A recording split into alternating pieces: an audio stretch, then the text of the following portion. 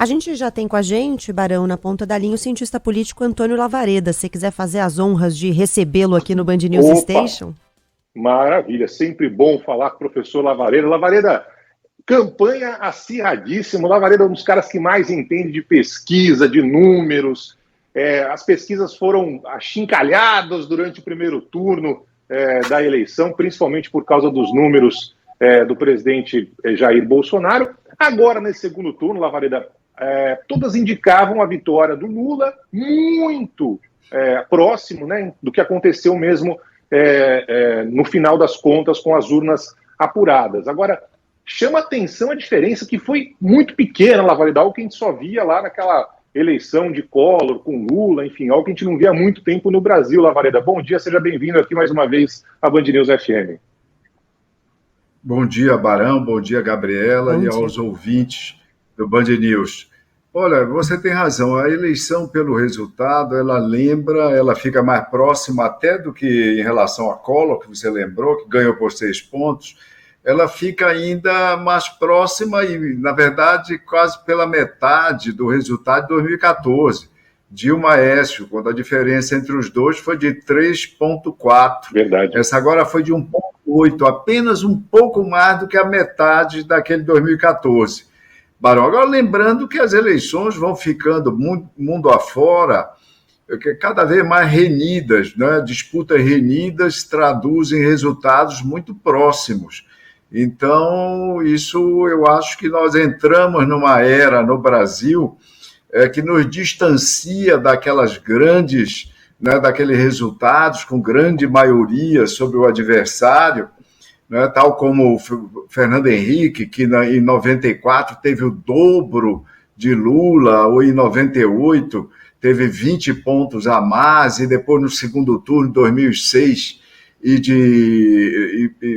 na eleição de 2012 e 2006, ele teve mais de 20 pontos sobre o adversário no segundo turno. Então, eu acho que nós podemos estar entrando num novo normal, com disputas muito acirradas, onde a apuração é acompanhada com muita emoção pelos eleitores dos dois lados, Barão. E você falou nas pesquisas, as pesquisas no segundo turno, elas, por exemplo, apresentaram a ordem correta, ou seja, a vitória dos candidatos ao governo, que efetivamente levaram a posição de governador nos respectivos estados. Eram 12 disputas e em 11 estados não houve mudança em relação ao cenário apresentado na véspera. Apenas em Rondônia houve uma alteração, mas era um empate técnico, era 52-48, com margem de erro de 3 pontos nas pesquisas da véspera, e o resultado ficou dentro disso, foi invertido 52-48. E no caso de presidente, por exemplo, as distâncias apresentadas, as mais estreitas, eram 52-48, havia pesquisas de 51-49 na véspera, e, na verdade, em termos arredondados, nós tivemos 51-49, que está totalmente dentro da margem de resultado de 52-48. O IPESP, do qual eu sou presidente do Conselho Científico, optou por fazer pesquisas, anunciá-las sempre às terças-feiras.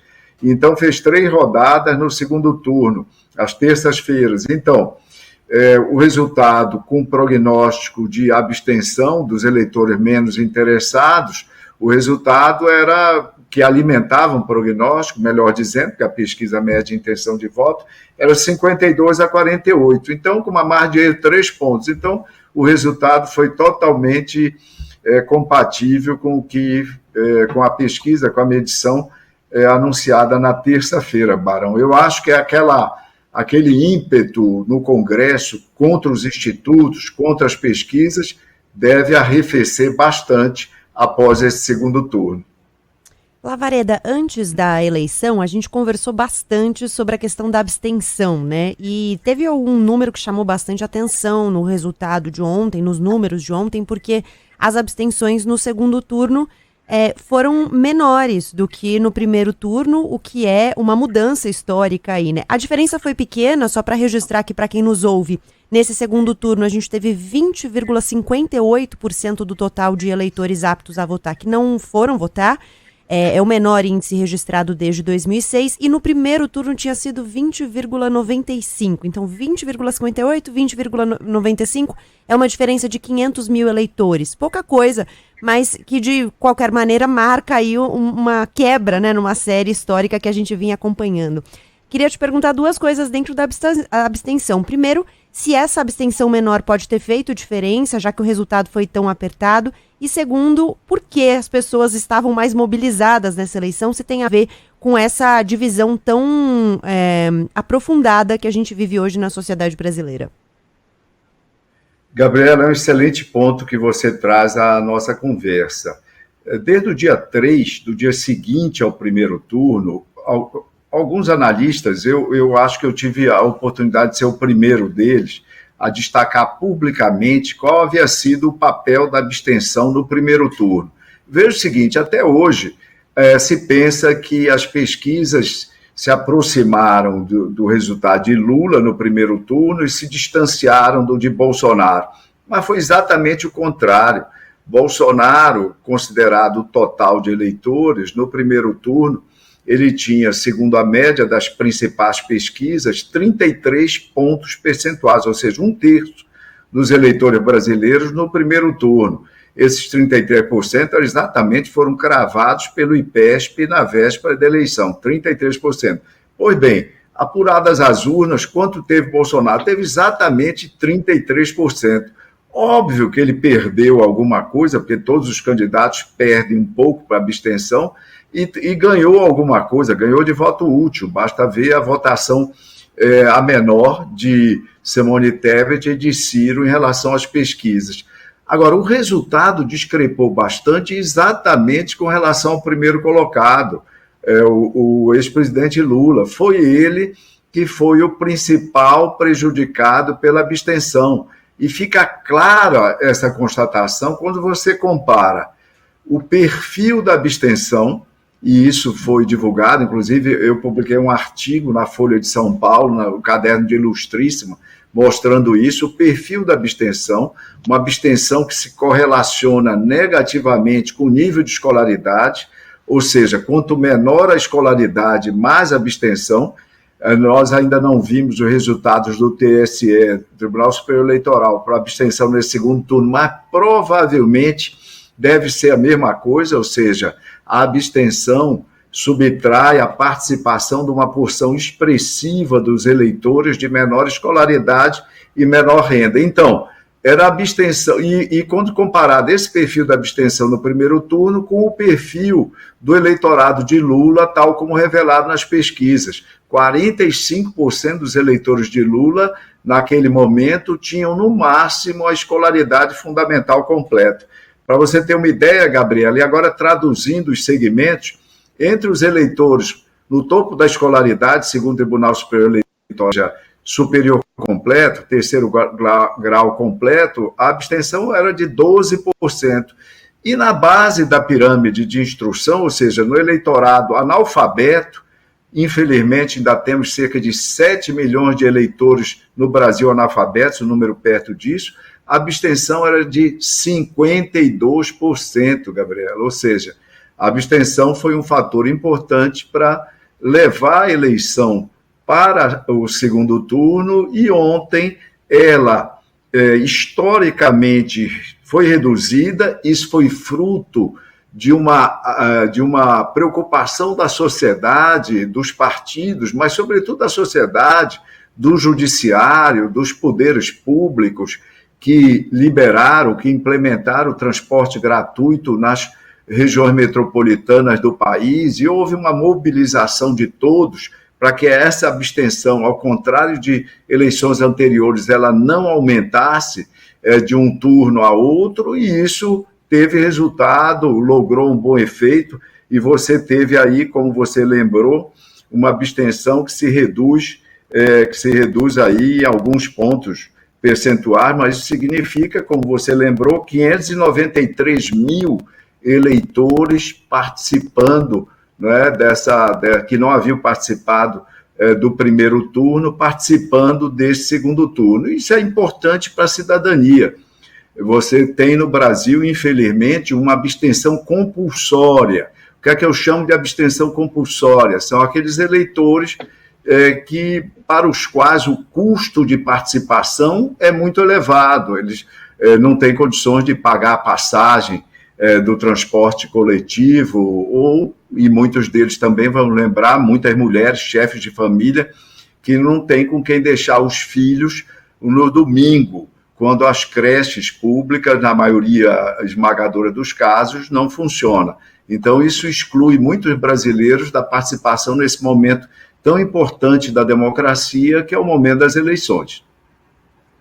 Lavareda, tem uma situação aqui nos Estados Unidos, você sabe muito bem disso, a gente vai ter eleição daqui a alguns dias, né, para o Congresso americano, e os institutos de pesquisa admitem que eles têm uma dificuldade para identificar os votos dos republicanos. Foi assim quando Trump venceu a eleição, todo mundo dizendo que a época, né, a Hillary seria eleita, deu Trump, né? Depois contra Biden também foi muito perto. No Brasil, no primeiro turno, a gente viu uma dificuldade dos institutos aferirem os votos do presidente Jair Bolsonaro. No segundo turno, já não foi muito perto daquilo que de fato aconteceu. Os institutos brasileiros sacaram que não conseguiram fazer no primeiro turno e mudaram algum tipo de metodologia para o segundo turno. Não tem nada disso que eu falei, é uma grande bobagem o que eu falei. Conseguiram nos dois turnos e simplesmente não apareceu. Enfim, Lavareda, por que tem essa teórica dificuldade, tanto aqui no caso dos republicanos com Trump, isso é um fato, né? Até hoje os estudos dizem que tem essa dificuldade na aferição, e no Brasil também, o tal Tinha a história, Lavareda, você vai se lembrar disso, a gente já chegou a conversar sobre isso, do eleitor tímido, né? Aquele que não fala em quem vai votar, chega na hora, escolhe lá quem ele bem entender. Eu queria que você falasse um pouco sobre essa situação que pegou bastante durante, em especial, o primeiro turno da eleição no Brasil. Veja só, Barão, o que você diz é absolutamente procedente.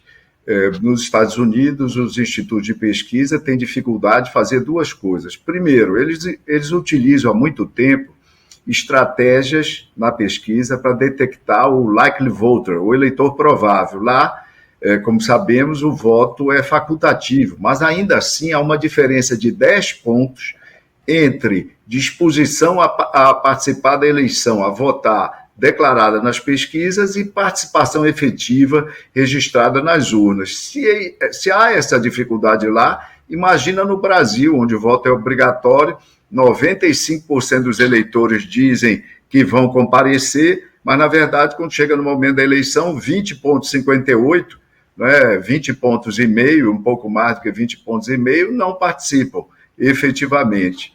Agora, com relação ao voto envergonhado, um voto oculto, no caso do Trump, os institutos de pesquisa, a Associação Americana de Opinião Pública, AAPO, já afirmou publicamente que esse voto provavelmente existe, mas não conseguiram medir, mensurar exatamente por que ele existe e como, qual é a configuração e qual é o tamanho desse voto oculto. Lembrando que é muito difícil você, metodologicamente, Barão, medir, identificar através de pesquisas aquele voto do eleitor que não participa, que não aceita ser entrevistado.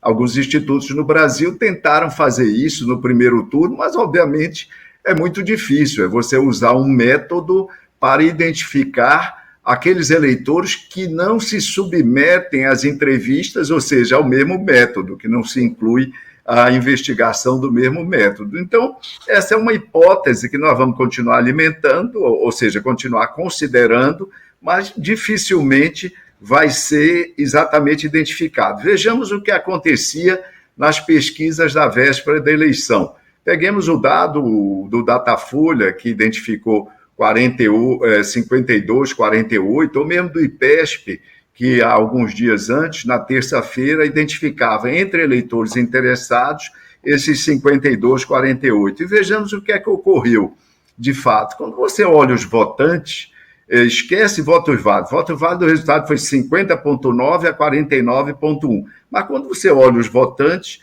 esse número é um pouco menor, é 48,57 a 46,1. 86,85. Mais parecido, por exemplo, com o resultado de 49 a 45 da véspera do Datafolha. Mas quando você olha o total do eleitorado, Barão, o resultado foi 38,57 a 37,20. Ou seja, essa montanha de abstenções, ele descola bastante o resultado do que era medido sobre votos totais na pesquisa. Ainda assim, tomando-se apenas votantes e partindo-se do suposto que é verdadeiro, de que o Datafolha perguntava se os eleitores iam participar ou não, você tem os 49 do Lula praticamente identificados, 48,57, um pouco menos, e os 45 do Bolsonaro subindo para 46,85. O que é que pode explicar essa diferença, Barão? É que, assim como no primeiro turno, o efeito da abstenção, da alienação eleitoral, porque também aí comparece os votos nulos, esses 3,16 de votos nulos, ele afetou muito mais o candidato Lula, o ex-presidente Lula. Isso tem a ver com o baixo patamar de escolaridade média do eleitorado do Lula em relação ao eleitorado do presidente Bolsonaro, essa concentração de votos de Lula entre os mais pobres. E isso se traduz em mais voto, entre aspas, perdido no dia da eleição e até no registro do voto nas urnas pelo ex-presidente Lula. Eu dizia ontem na Band, e repeti isso no Band News, Barão, que o Lula ganhou a eleição com o voto das mulheres, o voto dos jovens, o voto do Nordeste e o voto dos eleitores mais pobres, que também são, naturalmente, os eleitores menos escolarizados. Isso nos ajuda a entender o porquê essa diferença entre intenções de voto registradas até a véspera e voto efetivo nas urnas, Barão. Antônio Lavareda, decifrando um pouco das eleições, das pesquisas. Antônio Lavareda sabe tudo e muito mais. Lavareda, é sempre um prazer ouvi-lo aqui na Band News FM. Não sei se você vai conseguir pegar uns dias de folga aí, mas tenho certeza que você merece. Grande abraço, Lavareda, até a próxima.